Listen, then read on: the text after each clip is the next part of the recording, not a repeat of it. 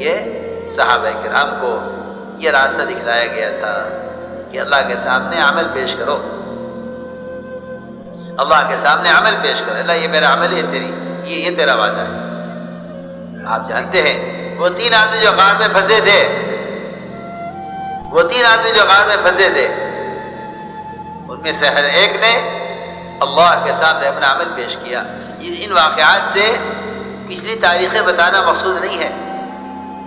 آج کل لوگوں کا مزاج ہے، لوگ کہتے ہیں ہاں جی وہ تو صحابی تھے، ہو گیا، ہم تو صحابی نہیں ہیں۔ ہاں جی وہ تو نبی تھے، ان کے ساتھ ہو گیا، ہم تو نبی نہیں ہیں۔ حالانکہ اللہ قرآن میں یہ فرما رہے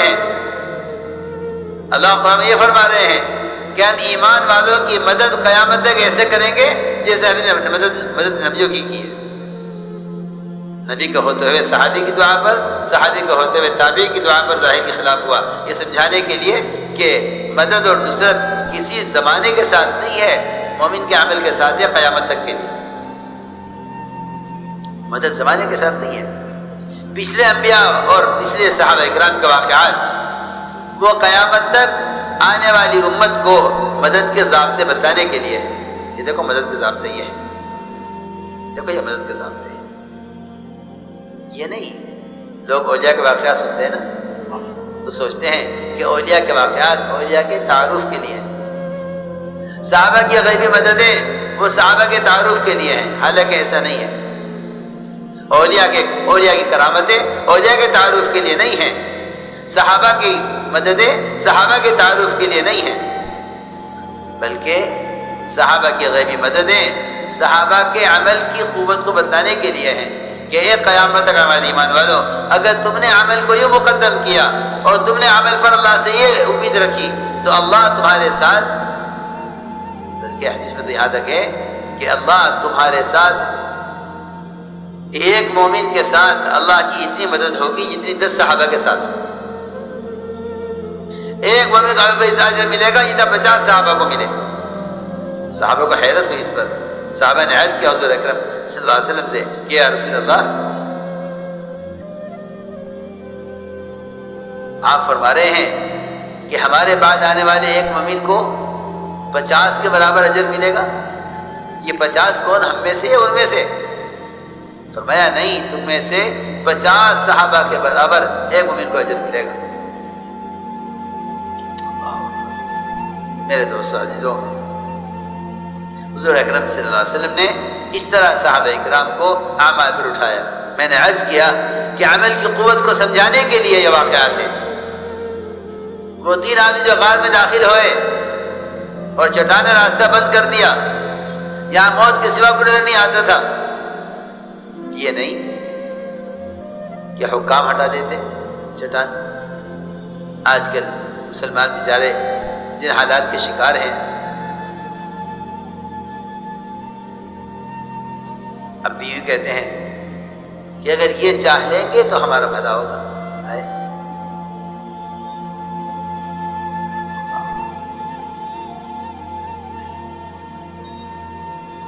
یہ چاہنے کا ہمارا بھلا ہوگا۔ اللہ تو فرما رہے ہیں تمہارا مولا ہے، ان کا کوئی مولا نہیں ہے،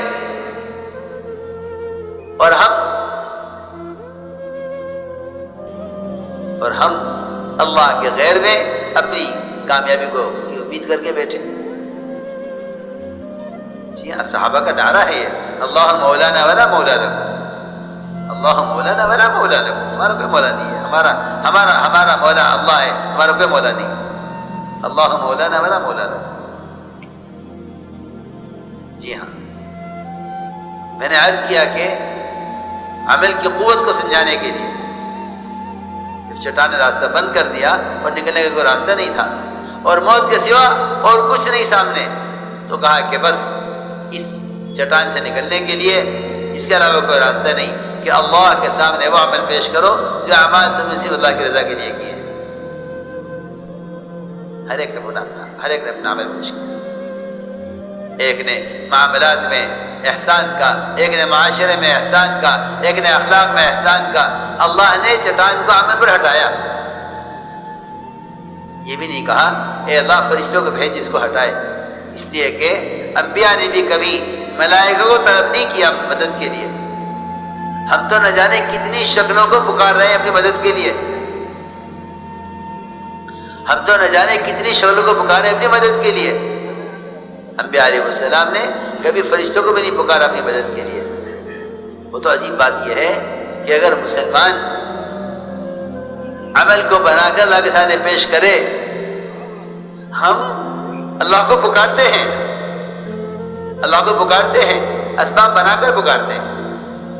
ہمارے اور صحابہ کے پکارنے میں فرق ہے، میں عرض کرنا چاہتا ہوں۔ ہمارے صحابہ کے اللہ کو پکارنے میں فرق ہے۔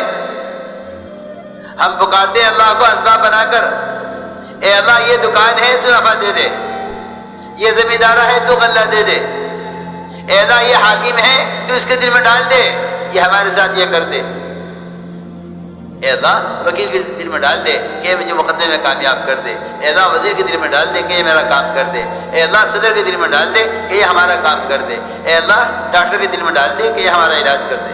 سوچو تو صحیح، مسنون دعا ہے، مسنون دعا ہے اللہم اکفناہم بما شئت۔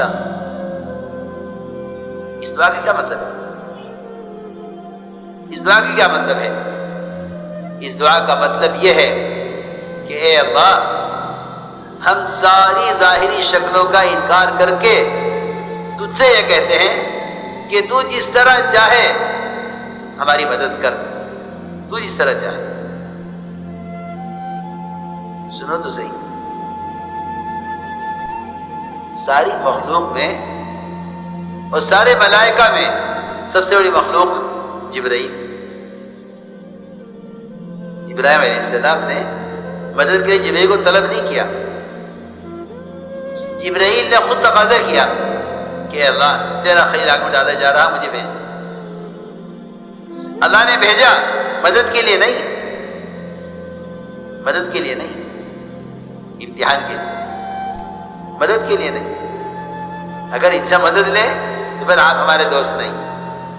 جی ہاں، خلیل اللہ کا کیا مطلب؟ آپ دیکھیے، آپ ذرا سا دنیا میں آپ کو سوچ لیجئے، آپ کا کوئی دوست ہے وزیر، اور وہ کیا کہ آپ کا کام میں کروں گا، اور آپ وزیر کے ہوتے ہوئے کسی اور سے کام کریں، اپنی حاجت کو کہیں، آپ کا دوست برداشت کرے گا؟ بولو تو صحیح، کیسے برداشت کرے گا کہ نہیں میں آپ کا دوست ہوں؟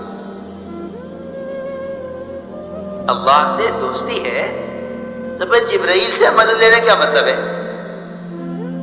جبرائیل آئے مدد کے لیے، فرمایا ہمیں آپ کی حاجت نہیں ہے،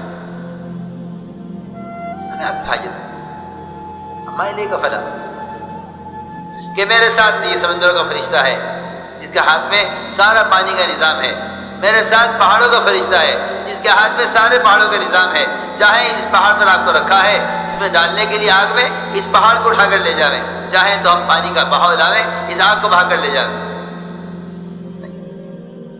ہمیں آپ سے، ہمیں آپ کی کوئی حاجت نہیں۔ اللہ سے لینا، اللہ سے لینا جب فرشتوں کے ذریعے نہیں ہو سکتا تو اللہ سے لینا کائنات میں ان حکام کے راستے سے، وزیر کے راستے سے، سبب کے راستے سے، تجارت زراعت کے راستے سے لینا کیسے کامیابی لاوے گا؟ جب اللہ سے ملائکہ کے ذریعے لینا بھی، اللہ سے ملائکہ کے ذریعے لینا بھی اللہ سے لینا نہیں ہے۔ میں عرض کرنا چاہتا ہوں کہ دعا ہے اللہم اکفناہم بما شئت، یہ دعا نہیں ہے کہ اللہ فلاں فرشتے کے ذریعے مدد کر دے۔ آپ جانتے ہیں وہ قلی جس کو ڈاکو نے قتل کرنے کا ارادہ کیا، اس نے کہا 2 رکعت نماز پڑھنے دے، 2 رکعت۔